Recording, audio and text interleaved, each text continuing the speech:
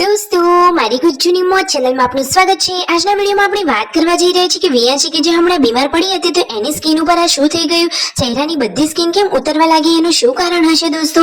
અચાનક આવું થવાનું કારણ શું બન્યું? અને આજે તો ખેતરમાં ઘઉં લીધા તો સંજયભાઈ જુઓ મહેનત કરવા માટે પહોંચી ગયા છે તો કેટલા કોતરા ઘઉં થયા, ઘઉં કેવા નીકળ્યા, બધી જ માહિતી તમને મળશે મારા આ વિડીયોમાં। મારી ચેનલ પર નવા હોય તો ચેનલને ફટાફટ લાઈક શેર અને સબસ્ક્રાઇબ કરી દો। Full video in life of Thakor channel દોસ્તો ફૂલ વિડીયોની લિંક ડિસ્ક્રિપ્શનમાં મૂકેલી છે, ત્યાં જઈને તમે આખો વિડીયો વોચ કરી શકો છો। આવી ટૂંકી ચટુકડી લાઈવ લેટેસ્ટ ટ્રેન્ડિંગ માહિતી મેળવવા માટે કરી દો મારી ચેનલને ફટાફટ સબસ્ક્રાઇબ। તો ચાલો દોસ્તો હવે વધારે રાહ ન જોતા આપણે વિડીયોની શરૂઆત કરી રહીએ છીએ। તો જુઓ તમે લાઈવ વિડીયોમાં જોઈ શકો છો કે બધા જ લોકો સવારે નાસ્તો કરવા માટે બેસી ગયા છે। સંજયભાઈએ બનાવી દીધા છે સરસ મજાના નૂડલ્સ। અને દોસ્તો આ રહી સંજયભાઈની લાડકી વીયુ, તો એ હમણાં બીમાર હતી તો દોસ્તો એની દવાને કરાયું, હવે સારું પણ થઈ ગયું છે, પરંતુ સંજયભાઈ કહી રહ્યા છે કે તેમની સ્કિન તો આખી બદલાઈ જ ગઈ છે। જુઓ એની સ્કિન છે એના તો વ્હાઈટ થઈ બધી સ્કિન ઉખડી રહી છે। તો દોસ્તો આવું થવાનું કારણ શું હશે? નાના બેબીને અચાનક આવી સ્કિન કેમ થઈ જતી હશે? શું કારણ બન્યું હશે? તમને કોઈને ખબર હોય, ઘરેલું ઉપચાર ખબર હોય તો જલ્દીથી કોમેન્ટ કરો। જુઓ આ રીતે બધી જ સ્કિન બહાર ઉખડી રહી છે, વ્હાઈટ મોઢા ઉપર થઈ રહ્યું છે।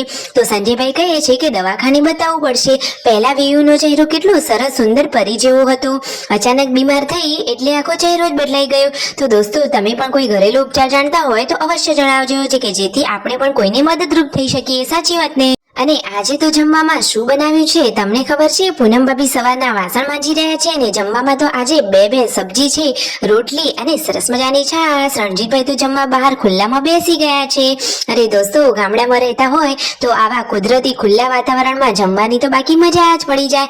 એને દેશી ચૂલા ઉપર થતા મસ્ત મજાના દેશી રોટલીઓ અને એની સાથે અહીંયા કુદરતી વાતાવરણમાં જમવાની મોજ। તો જુઓ હવે રાકેશભાઈ પણ જમવા બેસવાની તૈયારીઓ કરી રહ્યા છે। રાકેશભાઈએ પોતાનું બધું જમવાનું અહીંયા લઈ લીધું છે અને હવે સંજયભાઈ પણ જમવા માટે આવી ગયા છે।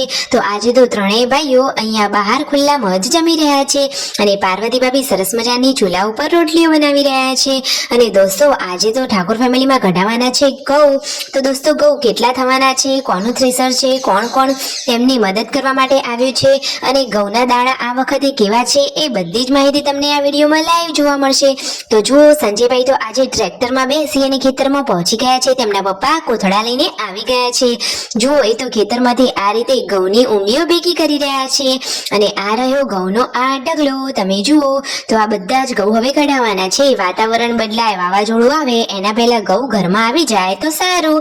તો જુઓ ઉષા ભાભી બધા જ લોકો અહીંયા તેમની મદદ કરવા માટે પહોંચી ગયા છે અને સંજયભાઈ પણ મહેનત મજૂરી કરવા માટે તો હંમેશા રેડી હોય છે। તો ફાઇનલી બધા જ લોકો હવે ખેતરમાં પહોંચી ગયા અને ઘઉં કઢાવવાની શરૂઆત થઈ ગઈ છે। તો જુઓ સંજયભાઈ અહીંયા મહેનત કરવા આવી ગયા છે અને તેમને નજીકથી ઘઉં બતાવી દીધા છે। આ રહ્યા એમના ઘઉં અને આ બાજુ જુઓ કોથળા સીવાનું કામ ચાલુ છે।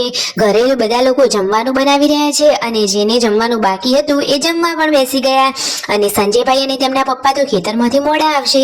તો દોસ્તો તેમને કેટલા વીઘા ઘઉં આવ્યા હતા અને કેટલા કોથળા થયા બધી જ માહિતી તમને આ વિડીયોમાં મળશે।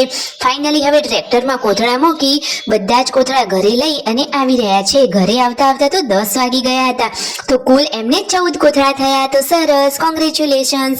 હવે ફાઇનલી સંજયભાઈ નાઈ ધોઈ જમવા બેસી ગયા। Like share and subscribe.